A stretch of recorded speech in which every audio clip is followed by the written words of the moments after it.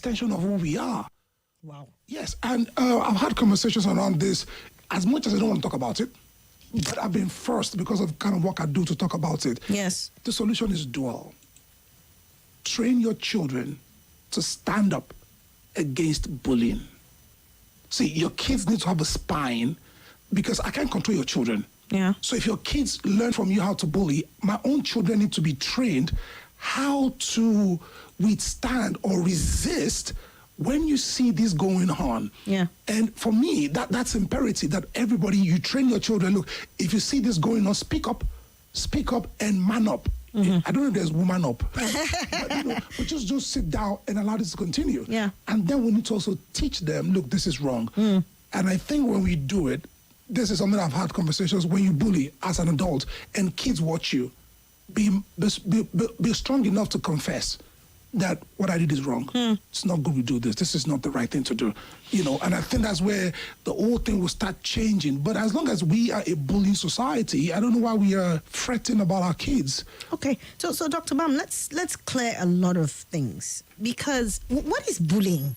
Because there's a place for adults correcting children, right? Yeah. There's a place for I don't know whether there's a place for yelling, especially to people who you have some sort of authority as a father, as a guardian, as maybe your house help who is doing something. I don't know. What is bullying? How do we take out correcting, being stern, being firm about things from bullying? So the moment you use words and physical contact to torment somebody else, see, torment is the word.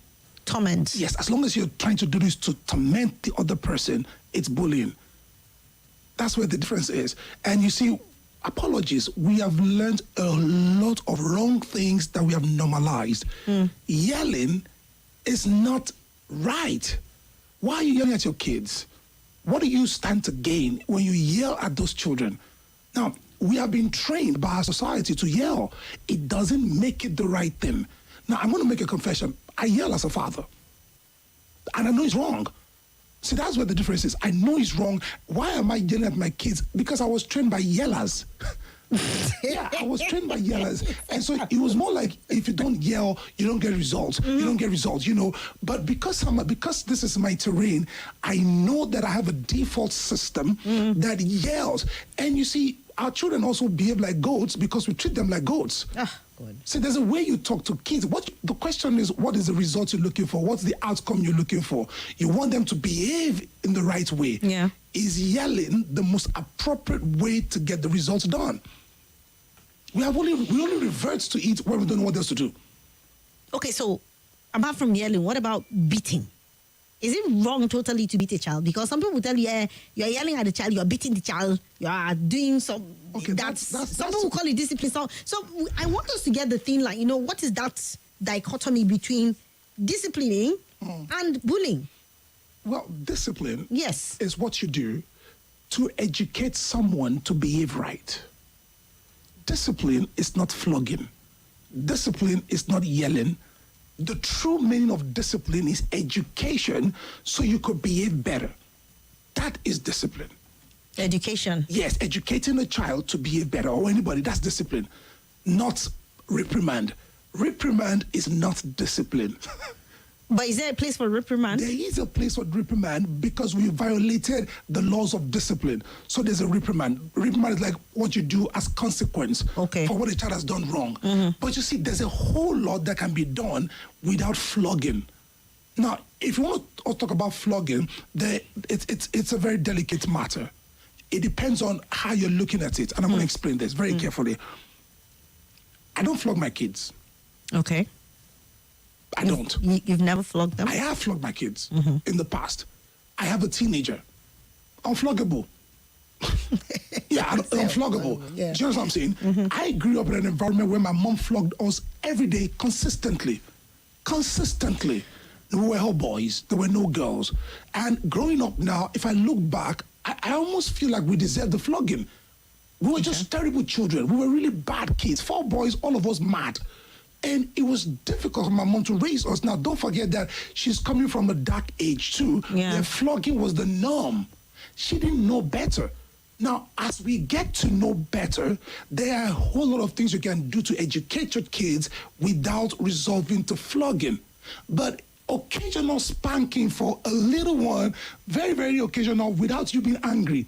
See, you don't want to vent anger on your child, but it's a dicey word. I don't want anyone to quote me and say, oh yeah, he said we shouldn't flog. Oh yeah, he said we should flog. See, it's a dicey one. I'm not going to get involved in it because it's just going to raise a whole lot No, of... Dr. Mami, you get involved though. You will be involved in this thing Personally? because I'm dragging you into it. we have to clear the air on this, honestly, because we are from that sort of society. I'm from that place. I used to tell people that my mother carry her skulls.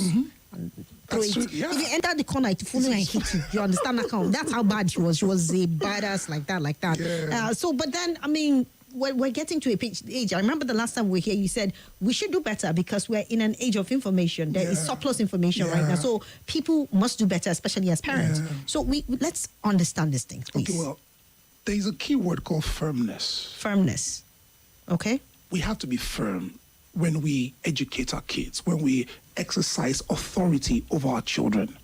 Firmness does not have to result into flogging. Okay. Do you understand? Now, flogging doesn't have to happen, but firmness must be available. Now, we've been trained that to be firm is you flog them. That shows you're firm. But the honest truth is, sometimes when you even flog children, they repeat the same thing. Why? You didn't take the time to educate them on why this is wrong and what are the consequences for doing this. Yeah. Because it gets to a time where a child gets used to flogging, and flogging does not make any difference. As a matter of fact, they become, how will I call it? They become really deviant because it's just flogging. But before we get to that point, parents need to be very firm. I'll explain this to you. You see, these issues are between the ages of 0 to 5. Okay. 0 to 5. We allow our kids to behave excessively. We allow them to misbehave. They get away with those misbehaviors. We say they are kids, so allow them. And so in their formative stage, they are used to no structures, no barriers. They get away with a lot of things. And so by the time they get to 9, we are in shock. Why are you doing this? And the child is wondering, but I always did this, and you never used to complain. Why are you not complaining? You tell a child, I want you to get off that table. And the child looks at you as if, who is talking? How did that come to, how did I at that point? It's because a lot of us are no longer firm. I was barbing recently. This will humor you. I was barbing, and this woman brought in a 5-year-old, or maybe a 6-year-old. She brought in her son. And, she sits with the boy. Within 2 minutes, the boy starts crying. And I'm wondering, and she says, do you want Coke? She's the one offering him a bribe. Do you want Coke? The boy says, yes. She goes to the next door, gets Coke, comes back inside. All this while, the boy is not allowing the guy to barb. When she brings the Coke, the boy drinks a little bit of it, barbing continues, stops again, starts crying. Wow. The woman keeps going to the next door. She bought another drink for the boy. I could not stomach it. I couldn't just take it. And I looked at her and I said, Madam, can I help you? If she knew what I was going to do, she would have agreed. I didn't flog the boy. I was firm. I looked at him right in the eye. And I said, the next time you cry, blah, blah, blah, blah, blah, blah. Sit down right there. I wasn't yelling. I was firm. My voice was connoting authority. Look, and I was looking at him right in the eye. He froze. He froze. I didn't flog him. I was firm. It was clear, my voice, that this will not be tolerated. It was clear. I mean, a lot of us are permissive. And now you wonder how come the children became problems. It was because we were tolerating a whole lot, and now we're resulting to flogging because we had missed out at a point where we were supposed to be firm. Okay. So firmness is key. It's in the voice. It's in the look. Okay. Yeah. So you also talked about a place for spanking too. Let's understand that. Swat, you're gonna get me. You're gonna get me today. Let's understand. On what occasions, maybe periodically, do you spank a child? Rarely. Rarely. Rarely. It's the last resort. Okay. As a matter of fact, from an educational point of view, Yes. spanking is an evidence that you've lost authority. Spanking is an evidence that you can't, there's nothing else you can do. Wow. And so you're resorting to physical violence. That is what spanking is. Okay. But from an African perspective, and that's what I'm saying, I'm careful, you know. So whoever is hearing me, first of all, academically, educationally, when you flog, it means you've lost authority. There's nothing else you want to do. This child, so you resort to that. It's a last resort, and it's an evidence that something is wrong with your parenting style. However, in Africa, it's a different terrain. Yes. Culturally, flogging is in our culture. And so for those who still tilt towards flogging, there are just two laws. Don't flog when you're hungry. So you don't cause, cause injury on the child. The purpose of the flogging is to correct. It's to correct, It's to correct. It's not to inflict pain. No, it's just to correct. That's it. So when you're angry, don't flog. I don't know if you have parents who will wait till you're sleeping at night. Exactly. They're not going to flog you during the day. The hunger is gone. There are no emotions attached to that exercise before they start doing them. And secondly, as much as possible, if you can, before you flog, explain the motive, the reason why this has to happen. If you do those things as Africans, as Nigerians on a cultural level, well, we could say, but make it very rare. However, on an academic level, on a psychological level, flogging is not the right way to go about. It's the last resort because everything else has failed. Okay. So, I mean, having passed through all of this enlightenment on how we need to go about correcting our children, does it mean that if a child grows up in an environment that is devoid of these things that you said, the yelling, the consistent flogging, but taking firmness and also explaining to the child before, if you have to do that, if it warrants, even though you said it should be occasional, does that mean people who come through such kind of homes will be less of bullies when they go out to meet other kids? Exactly. Okay. Yeah, because you see, a lot of us are traumatized. We just don't know. We're traumatized. Yeah. We're acting like animals. But we don't know because it's a norm. It's how we grew, So a child who's born into that environment, where everything is polite, where it doesn't mean that eventually they're going to be normal kids. I'll tell you why. Because they are also exposed to things beyond their current society. Our children, there's a whole lot that happens in Nigeria that is non-Nigerian. A lot of things happen that is non-African. All these things are imported behaviors, imported stuff. So even at the best training, you will still get importation of madness. It's going to happen. Yeah. But because your child is groomed in a proper environment, they have information, they have experience to counterbalance whatever wrong information they're getting from the outside world. Yeah. So they kind of inoculated to a point where, I see this, but my training, it violates that I do this, I mean, I remember growing up, one of my brothers, my mom gave him a tithe to pay in church. And he spent the tithe. He bought a dress. He bought a dress, and back in the days, the church we were attending was a very small local church that the pastor would call you out if you're not paid your tithe. Hey. Yeah, it was that small. And so I think he was expecting my mom's tithe. Like, really? What's going on here? And so he beckoned to mom and said, we didn't find your tithe. Madam, we don't see your tithe. And my mom was like, I sent it. The man said, no, we didn't see your tithe. I mean, the envelope never came back. Oh, my God. Okay, so what do you do to such a child? Has my brother ever seen my mom steal money? No.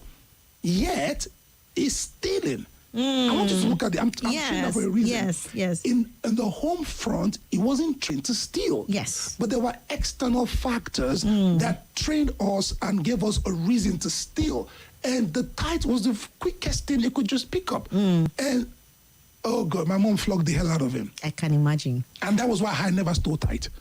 But you saw other things. Of course, yes. Let's take this quick commercial break. We'll come right back and we'll go on with the conversation. Don't go anywhere. Port 1, Abuja.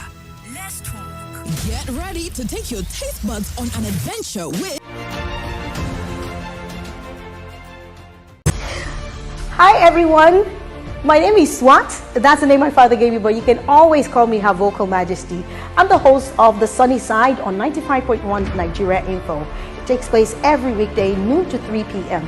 where we get to have all the lovely contemporary conversations. If your days are normally long and gloomy, well, not anymore, because I'm here to make it all bright and sunny for you. So join me. It's an invitation. You don't want to miss out.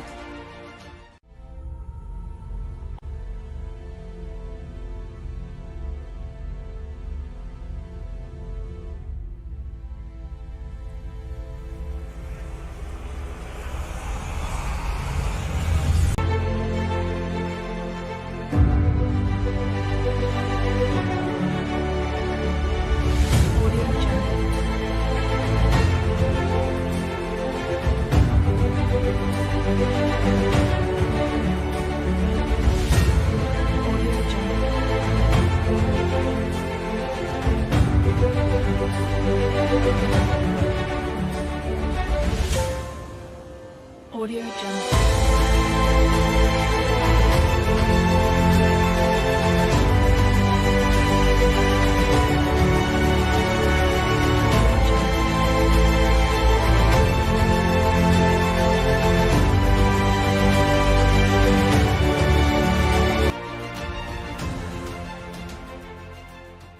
This is Nigeria Info. Nigeria Info.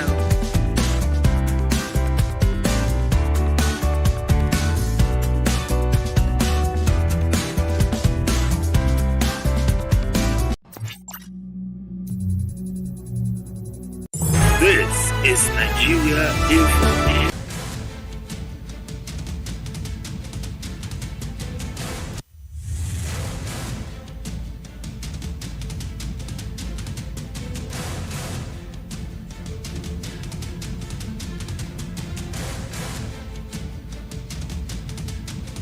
Okay, so guys, we're back and we continue with our conversation.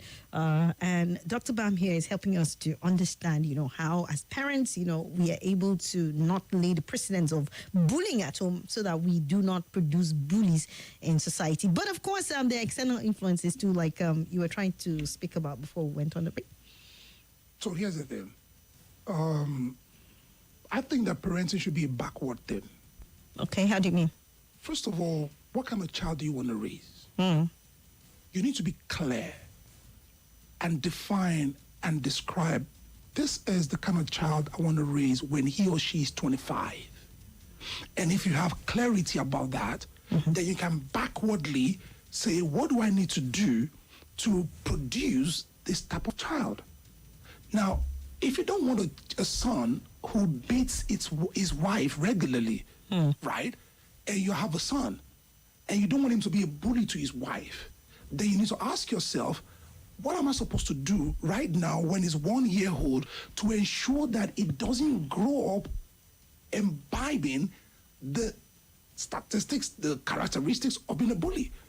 If you want your son or your daughter to be very respectful, now there's a whole lot you have to do when he's 2, when he's 3, when she's 4, to ensure that being respectful is just second nature. They don't have to be told. And this thing is a game of immersion. Children just watch. Children learn more by watching. So if you tell your child, don't be a bully, but what you're doing for that child may not mean bullying to you, but that child is watching whatever you're doing, and the child is taking all this. You raise your voice on their mom. You almost hit their mom on the face, or you beat your wife. Now, let's be clear about this. If you beat your wife, I think you're a barbarian. You're a complete barbarian. Now, you have sons who are watching you beat their mom. You have girls who are seeing mommy being beaten consistently, and she's staying. Hold on. She's staying. So when this girl becomes an adult and it gets beaten physically or beaten verbally, she stays. Why? She never saw her mom fight. She never saw her mom resist it. So you're wondering, how come this child is being bullied and this child is not retaliating? Excuse me, she's always seen that you get slapped over and over, and life goes on. So it's what they see. It's what they see. And honestly speaking, if our homes are not setting the right examples, our society will die in decay. It's the home. Daddy and mommy are the epitome of morality. That's what we're looking at. And so if you see what our kids do, it's an extension of what we do. Recently, the WAEC result or the WAEC or JAM or whatever exams, a parent was caught writing JAM for his son. Okay, so how do you explain to that boy that corruption is bad? Daddy is corrupt. That is corrupt.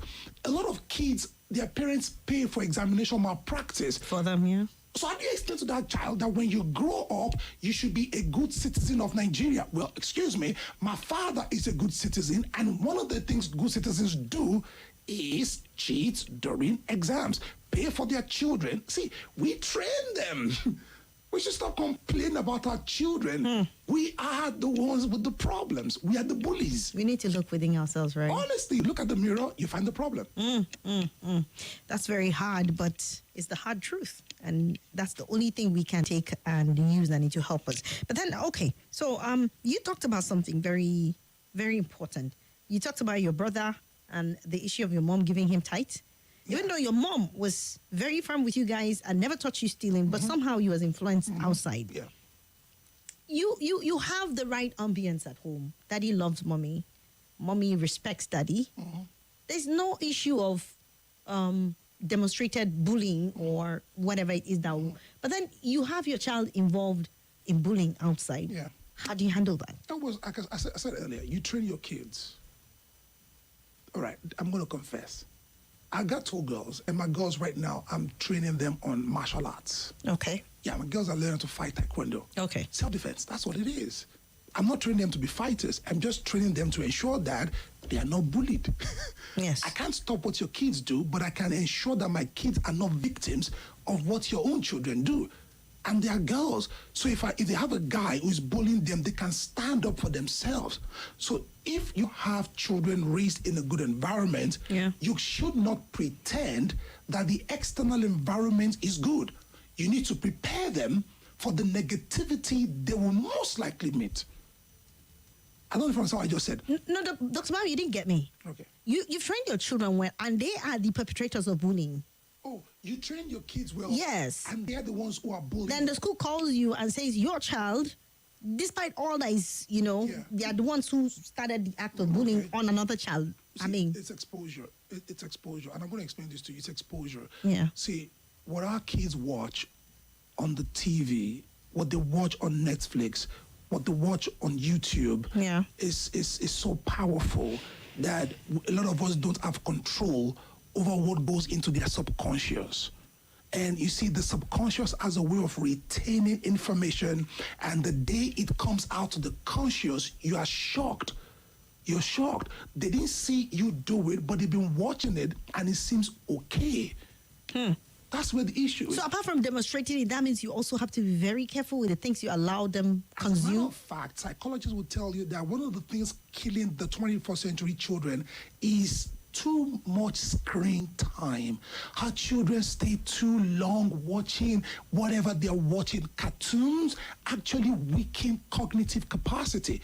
Look, extended time on screen destroys a child's memory, weakens their capacity to think. This is not me. This is psychological research. The honest truth.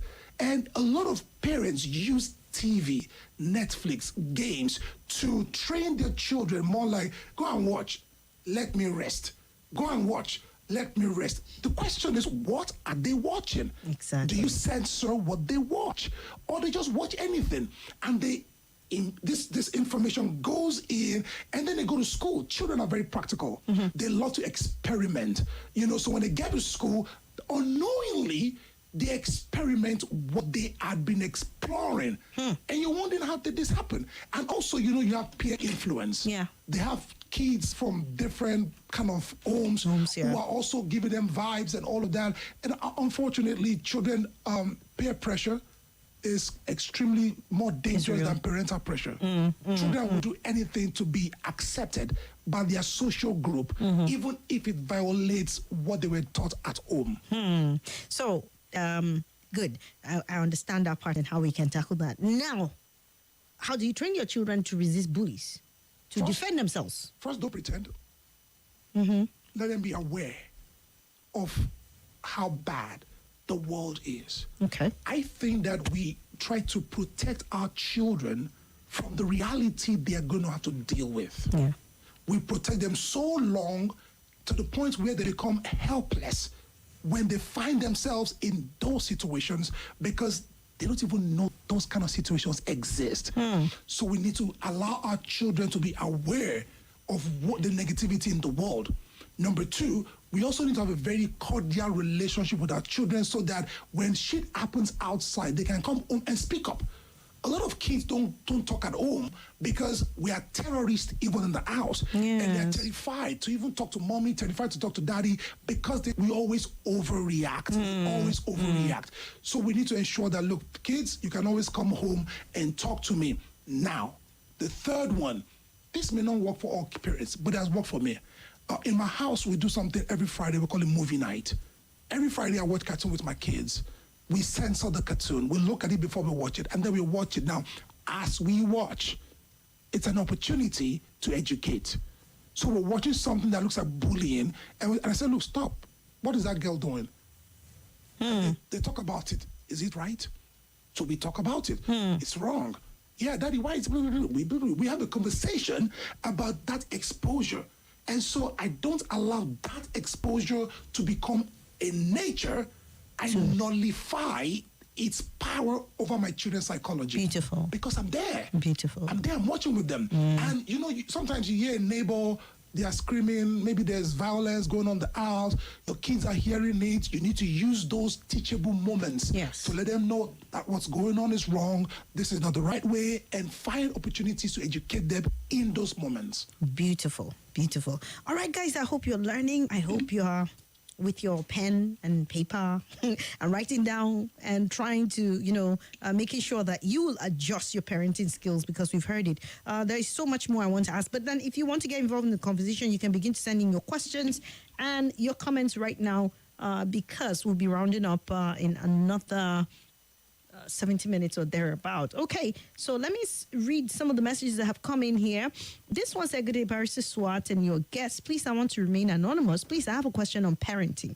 My first daughter will be 11 years this month. I discovered she has been coming up with bad habits, now stealing, lies, and disobedience, which is giving me concerns. I've yelled, beat, and she's still not changing, and it's getting worse. What will you advise I do to mold her in the right path? That's one. Are you jotting that down? Yeah, I get it. Okay. Good afternoon, Swat, and I guess great conversation there. Thank you so much, Hafsat. This one says, very easy for him to say firmness. Why? Because he's yet to meet those children that dare you. Ofe Yore Ged said that. We were expecting this sort of response. Ima Future President said, we are told that spare the rod and spoil the child. Should we stop flogging the child even if what they have done demands flogging? Good afternoon. My name is Phil. I've learned a whole lot from the guests. In the case of the bullying girls, the mother of Falia, when she was alive, would have held her domestic staff and called Falia and her brothers to come and slap them. So she learnt it from, I don't know what this one is. Anyway, my name is Victor. Okay, no, this is for me. Good afternoon, Swat. Please, what do I do when my child of 3 years talks back at me? Like I tell her I will slap her head, and she tells me back. Please, doctor, tell me what I need to do. Let me take this, then you get to respond, doc. Hello. Hello. Hello. Good afternoon. Back coins, huh? Back coins. Okay, please, to the topic. Your guest speaker spoke very well. When I hear about bullying, I wonder, because I was a teacher, and we tackled bullying. How did we tackle it? All the teachers were instructed notice the bullies in their classes. And what do? During the assembly, we call such bullies and ask them to kneel down in front of the assembly. Children don't like that at all. So, because of that, it eliminated bullying completely from our schools and in all the schools within the environment. Then, I want us to also know that a child education starts at home. A child is the main focus of education. It's the pivot where education rotates. And a child grows under such environment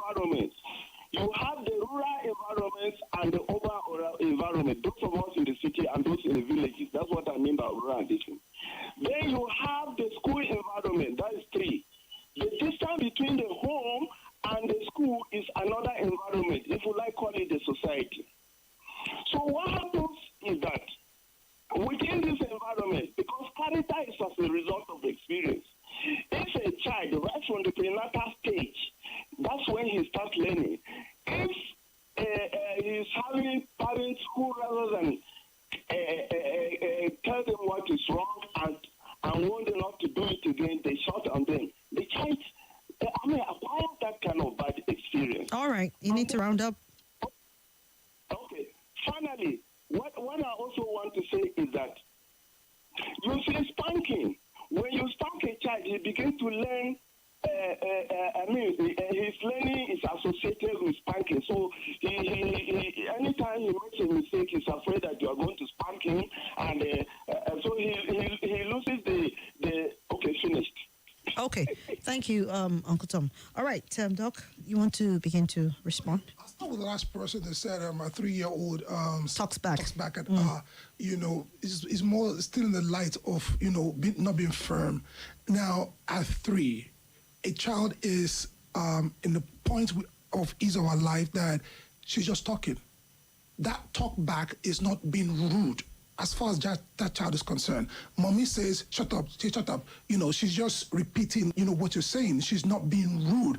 She has not even learned the ideology of being rude. Do you understand? The only thing is she needs to know that you don't say that. You don't do that. Do you understand? She just needs to have conversations with this girl. And if it's a child like my own daughter, she's going to ask you, but you said it. You said I should shut up. So why can't I say you should shut up? And then you start educating, look, you don't say this to adults, blah, blah, blah, blah, and all of that. Okay. All right. Because the child is still curious. She has not gotten the maturity yet, to understand this is not the right thing to do. She's 3. Yes. I'm picking on that age. She's not 10. She's not 15. She's 3. As she grows, she starts learning the norms of the society, and those kind of things just flatten, The woman just needs to be very firm, not, escalate it. Kids will adjust.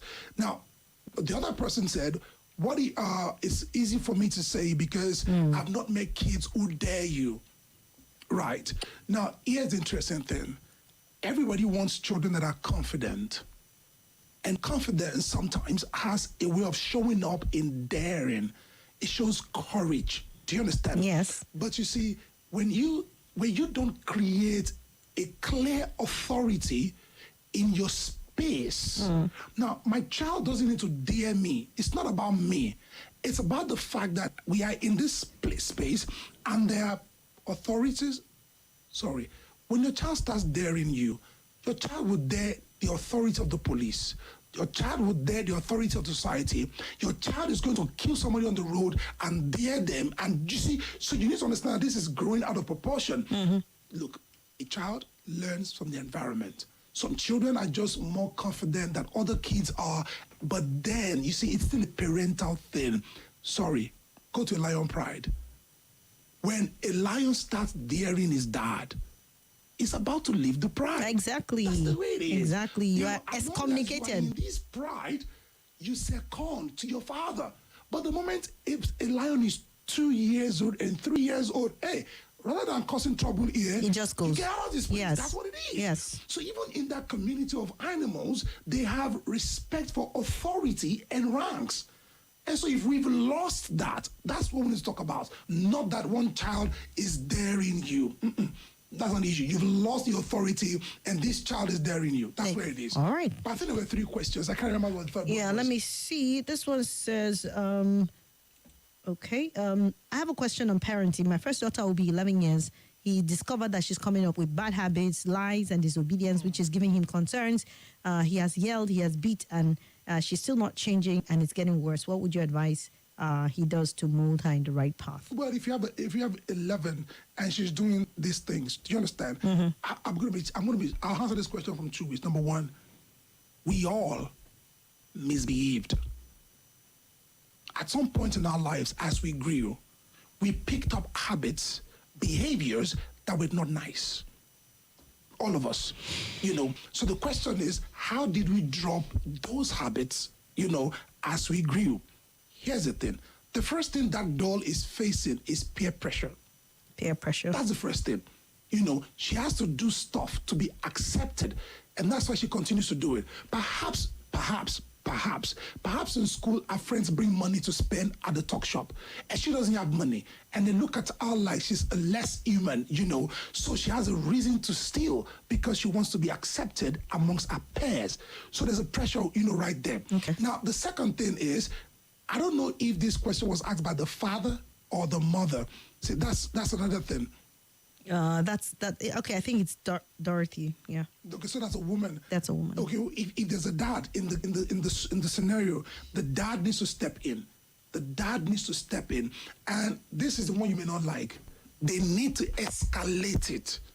See, we always try to protect our names so that people don't know that my child is stealing, you know. But if your child is stealing, and sometimes you need help. Sometimes you need to go back to school and cooperatively speak up in school to the head of the school. Look, this is our child. It's not doing this. Is blah, blah, blah, blah, blah. We all need to come together, and I need you to help me to get this done. Without that collaborativeness, you know, this person not going to get help. She needs or he needs a team of people who see the girl, whose eyes are on her. They need to mark her. If not, she's a different person at home, a different person in school. So we need that collaborative support. Okay, interesting. Hello? Okay, dropped call there. You can call back 0700 951 0000 and 08095974869. Hello? Hello, Barrister Swat. Good afternoon. Good afternoon. Yes. Good afternoon, sir. Thank you. My name is Abakar calling from Walada. Welcome. I listened with rapt interest to this question, and our guest, a resource person, had been over-emphasizing the word feminist. And some school of thought in upbringing of children and developing their moral, they say we should not be frightening children. We should not keep the frowning faces all the time, that it will infuse art of cowardice in the children. So in my own case, I can draw moral into a child by taking a comical angle. I can be playful with you and teach you moral and teach you some lessons. I will not be so that firm, because when a child becomes so afraid of you, he becomes so detached. He'll be acting very cowardly. That is my take. I don't know what our guest will about this. All right, thank you. Okay, you want to respond? No, it's it's on point. You see, the only thing I'll just add to it is that parenting is hard work. Yes. And a lot of us try to do it randomly without being intentional. You have to be very, very intentional. If not, you will have tilted towards one side, and then realize after 3 years it's a balancing act. You're firm, you're fair. You're firm, you're fair. But you have to be both. You can't just say, oh, I don't want my kids to feel bad, so you're just fair. At the same time, you don't want to say, look, I don't want my kids to become tyrants, and you're just firm. You need to be able to use both. Find a balance. Yes, being firm and being fair. Indeed. Okay, good afternoon, Swat. Can your guest send me some of his words he has spoken? It's very, very important. Bunshaka, how will he do that? I don't know what you mean. He should send you his words. But Imam Future President, okay, you resend this message. I think we missed out on answering. He said, we're told that spare the rod and spoil the child. Should we stop flogging a child even if what they are doing demands flogging? What is a floggable offense? Maybe Imam Future President, maybe you should give us an example which of offense is by quoting, what he said. Is quoting from a holy book, right? That spare the child.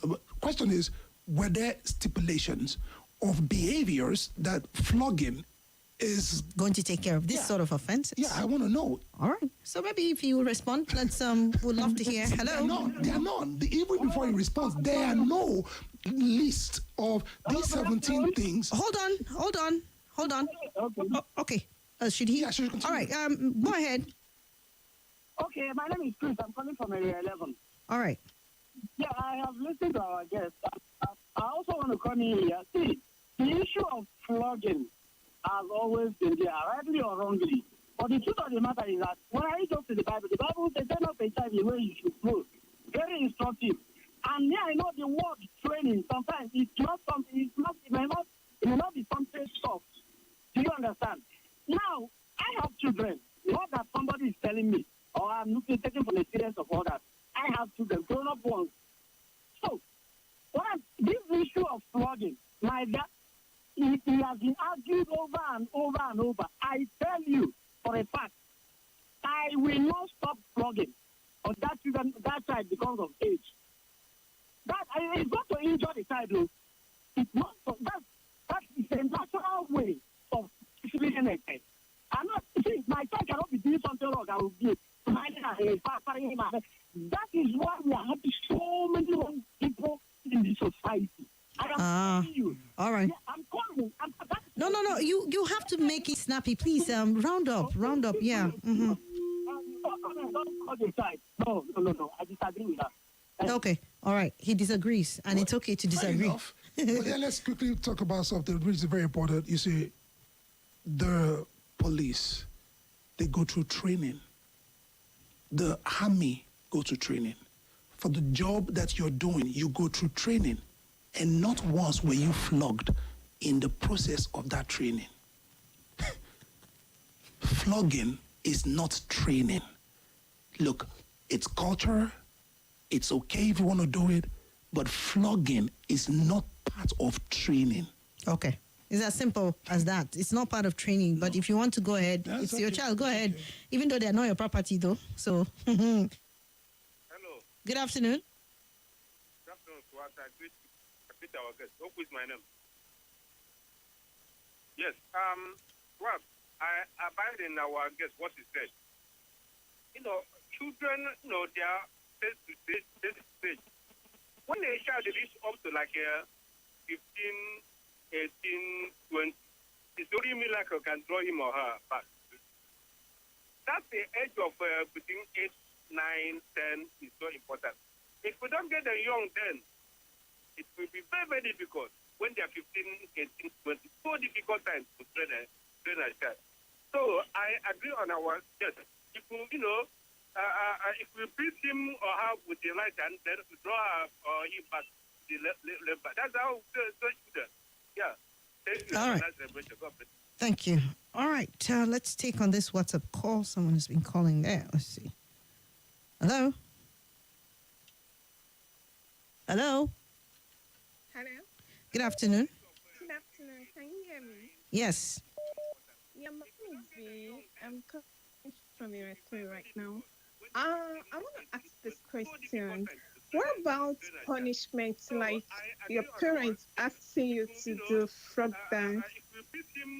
They won't beat you, they will just punish you. And sometimes they collect your phones. Right. Sometimes they tell you, okay, Right. you're not going Let's to take on eat this in the WhatsApp afternoon, call. you're Someone's only been going to calling eat there. in the Let's see. morning and in the night. Hello? Sometimes they tell you, okay, that party this person is Good going afternoon. to, you are not going there because of what you Yes. did wrong. What about those ones? Are they good? Because I remember my parents doing that to me. Okay. All right. Thank you, V. Appreciate. Let's take yet another then. Doc, you respond to that. Hello. Hello, good afternoon, Swakasat. Good afternoon. And good afternoon to our guests. Sincerely sir. appreciate you. My name is Salasi. We come from different homes and we have different home training. Salasi, just pause, please. Let's just take this quickly. On an adventure with All right. Eat Right. Experience meals made with love, served with smiles and a chilled, refreshing bottle of Pepsi. But that's not all, guys. Eat Right is here with Happy, Saudi Arabia's biggest fast food restaurant with over 37 years of success.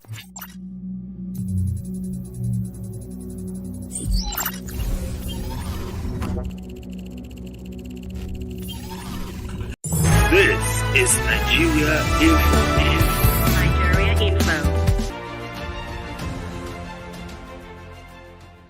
This is Nigeria